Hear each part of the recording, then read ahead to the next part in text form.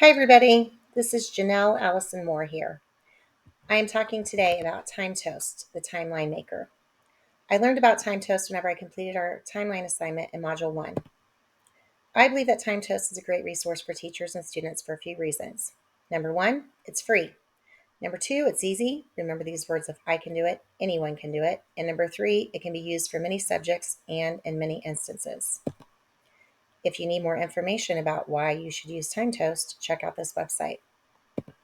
When you first go to the Timetoast website, you will be asked to set up an account. In order to use the website for free, you will set up a general account.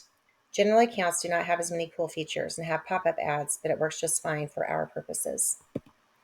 After setting up your account, go to the Timetoast dashboard. Then click on Add Timeline. After clicking on Add Timeline, you will need to add details regarding your timeline. Add a title for your timeline and then be sure to click on Draft since you will be adding other information. At the bottom of the information page, you can add a photo for your timeline.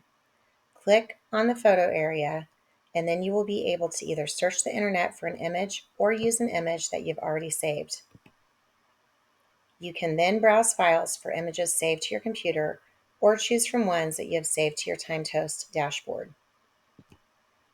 Whatever image you choose will be the picture for your timeline.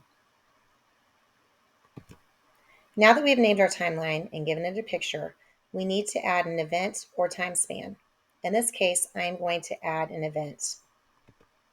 Here you will need to enter the information for your event. Next, add the date with corresponding year and then add a picture. You will need to go through the same steps for adding an image as described earlier. Then hit Create Event. Once your first event has been added, you will be able to see it on your dashboard. Repeat by adding more events, dates, and pictures until you've completed your entire timeline. Now that your timeline is complete, you have to publish your timeline so it can be shared. Publish can be found by clicking on the three buttons. After hitting Publish, you are ready to share. Use the copy button on the screen and then paste your URL to wherever you would like to share it. Although setting up a timeline in Timetoast can be a little time-consuming, I think it is worth your time.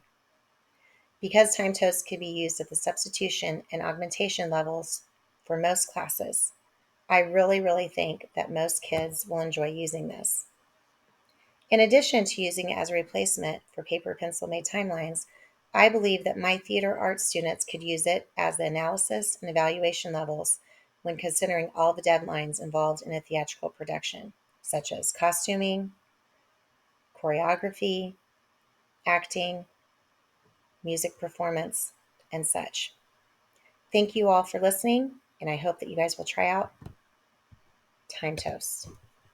See you next time.